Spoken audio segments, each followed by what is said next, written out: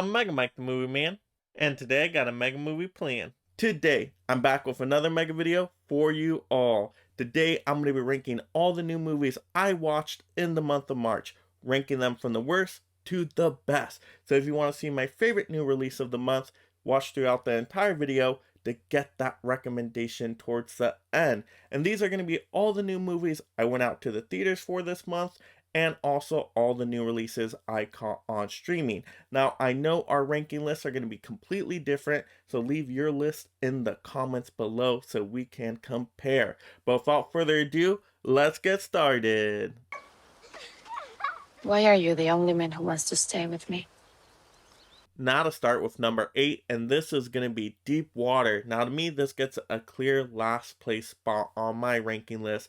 This is a movie you can catch streaming on Hulu, and I didn't know much about this movie before watching it, but I knew Ben Affleck was in it, and to me, Ben Affleck is an amazing talent. He was awesome as a Batman, and so I'm like, let me give this one a try here. But to me, this movie just wasn't for me. I just didn't enjoy the subject matter. It was a movie about an open marriage where the wife is with other guys all the time, very openly, and to me, that just wasn't sitting right with me. And I don't know, it just wasn't that entertaining of a movie. I mean, the characters were really unlikable. I mean, not just the wife, played by Anna de Armas, but then also Ben Affleck's character wasn't really likable either. So to me, it just wasn't much entertainment value. And then it tries to go into like a suspense thriller kind of movie where you start asking some questions, but for some reason, it doesn't build up enough to a final reveal towards the end of the movie. It kind of lets out all the secrets before you get to that third act, which to me was an odd choice for a suspense thriller kind of movie. I would have thought, hey, let's build up some more, and then the final scenes of the movie, we figure everything out. But it kind of, did it the opposite way. So I don't know, it was odd to me and just wasn't a very enjoyable movie to me. So that's why I had to put it bottom on this list.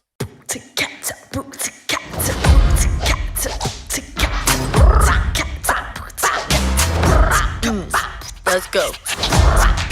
I'm Maylin Lee. I wear what I want, say what I want, 24/7, 365. Now at number 7 is going to be Turning Red, and this is a movie you can find streaming on Disney Plus. It's the latest Pixar movie, so I actually went into this movie with some high hopes. I mean, it's Pixar. Pixar usually has some really good quality movies, but I have been let down by Pixar lately with some not so great movies. Like Luca was just kind of alright to me, and so you know what, I'm waiting for the next Coco, but Turning Red was not that. To me, it was very targeted towards a specific group of people, and to me, I just couldn't relate because I wasn't a part of that specific group of people. And that's really unfortunate because usually Pixar does a good job of making their movies relatable to everyone, and to me, I just wasn't getting that same connection personally, and so I just wasn't really enjoying the movie, and the characters at time were getting really obnoxious to me anyway, and I'm just like, not enjoying this one personally for me, not the movie made for me. But the red panda was cool in it, so I actually did like that, and I thought the animation style was done really well. And so there's some good aspects to this movie and how it was made, just not the story for me personally. That's why I had to put it at number 7. Oh no. It's a code red! Code red, baby! We're late, let's roll! Now at number 6 is going to be Cheaper by the Dozen. Yes, the new Cheaper by the Dozen that you can find streaming on Disney Plus. Now, I went into this movie with very low expectations. I thought this movie was going to be a dumpster fire, pretty much unwatchable, but I was happy. I was completely wrong on that. Now, this isn't a great movie. I mean, it's not even really a movie made for me in terms of like my favorite genres. Nah, it's more of just a family-friendly movie. And it does kind of have a cheap vibe to it as well, where it feels almost like a Disney or Nickelodeon channel original movie. So it does have that vibe to it. but it's still not terrible. It's definitely watchable. It's a coherent story, so I think the story's put together well enough.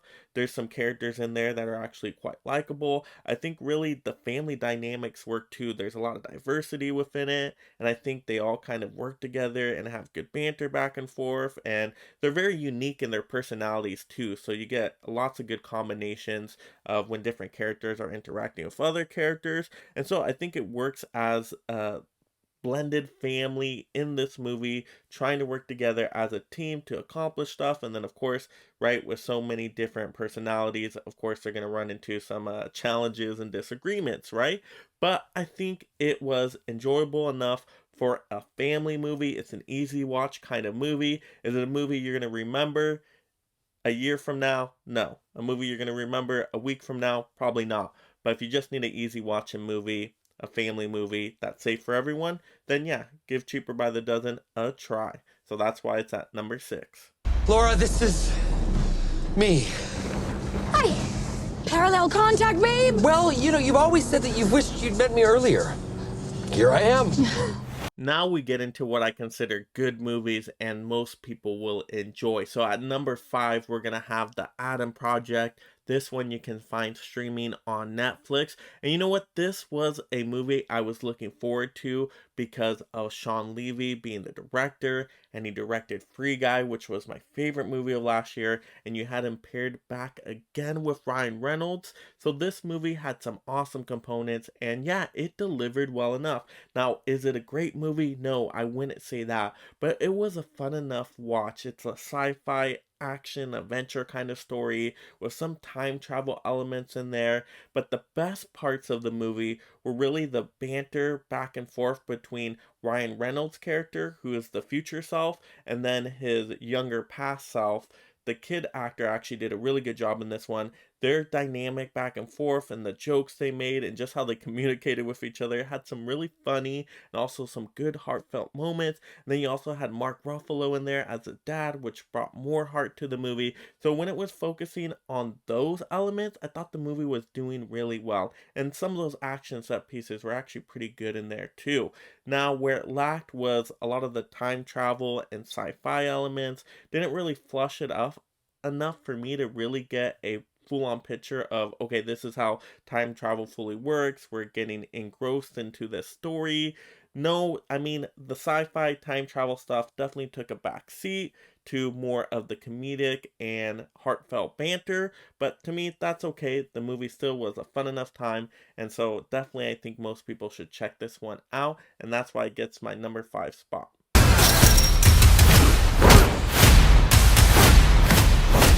Loretta Sage, getting you out of here.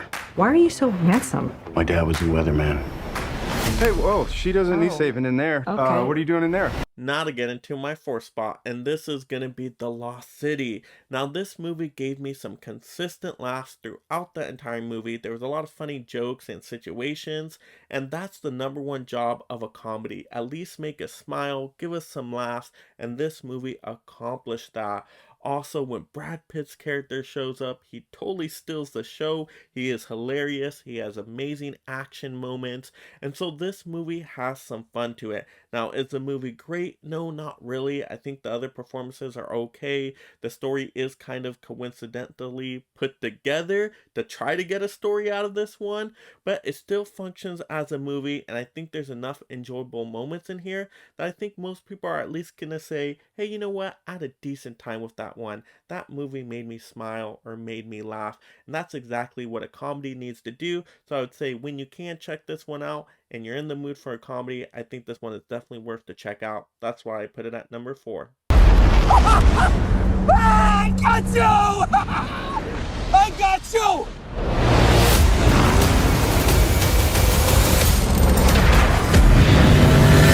Now to get in the 3rd place, and we're gonna have to put The Batman. What? Mega Mike, what are you thinking? You put Batman at number 3, not number 1? It's a superhero movie. What are you thinking? How dare you? Well, unfortunately, I liked the movie, but I didn't think it was great. And to me, it doesn't compare to the Dark Knight trilogy. I think even though there were some good components here, I did like all the detective work. I like Pattinson as the Batman. To me, it was missing a lot of ingredients that make a really fun and entertaining superhero film overall. I did a whole video on this called How to Fix the Batman. So if you want to see my in-depth thoughts on that, I will link that video down below in the description. It's a really good one. I would say check out that video after you're done with this one, just so I don't have to repeat everything here. But just know, good movie, just wasn't great in my opinion. That's why it goes number 3. This isn't art. This is a craft. You cannot make something good until you understand the customer. Now to get into second place, and we're gonna have the outfit. Wow, this was such a surprise of a movie to me. I really wasn't expecting much going into the theaters with this one. It was really a blind watch, but wow, this was an awesome put together movie just from a filmmaking standpoint. How it was all edited together and how it was shot was just so well done, and it reminded me of a classic Hitchcock film. It was very much like a stage play because it all takes place in this one tailor shop, but it had good mystery, thriller, just very suspenseful elements to the movie, and it was just very entertaining. I was keep wondering, hey, what's this mystery here? Let me get some more details. I want to unravel this one as we go along with this movie, and so that's what kept my interest here. And it's a well put together script. The dialogue's fantastic. I thought the conversations were very interesting, and just when different characters show up, you just keep getting more intrigued, and the story keeps building on itself. And you got an awesome score here, and just the environment and the setting and just everything about this movie, just how it feels, is just such a great experience. If you love filmmaking, I think you're really going to enjoy the outfit. It's a type of movie we don't get much anymore, but I think it's a really enjoyable experience overall. Just so many great components. Can't complain too much about the movie. The only thing I could say is that, yeah, at some points it'll slow down a little bit. Yes, it's a slow burn of a movie overall, but I think it finishes exciting enough. And so I think it's a good complete package of a movie. So I think a lot of people are going to enjoy this one. And I think it's a hidden gem of the month. So I think the outfit definitely deserves that second place. He don't know what we're doing, does he? Well, it's better to beg for forgiveness than ask for permission. Now in first place is going to be X. Yes, this movie was awesome. I'm a big horror fan. That's my second favorite genre. So I'm going to let you all know up front, this movie is not for everybody. This is not one I'm recommending. Hey, everybody go see this one. No, I'm going to caution people on this one because this movie does get very graphic and disturbing in a lot of different ways you're probably not expecting. I'm not just talking about the blood and gore elements either. So it is definitely really out there of a movie, but I just enjoyed it because it reminded me of a classic horror 80s slasher type of movie. So it took me back to those days, and it was just a fun experience. And I think the second half of this movie is just really strong and entertaining. But overall, how the movie is put together, once again, it does remind me, oh, this is cinema in terms of how it's filmed and all the different shots and locations. It is just put together so well. But yeah, the first half of the movie is very slow burn. It's going to be a lot of conversations, and you're like, ooh, come on, let's get to the horror slashing elements now. But when it does get to that in the second half of the movie, I think you're going to have a great time with it if you're a horror fan, and only if you're a horror fan. But I still like the first half of this movie. I think it was important to build up to connect to these characters.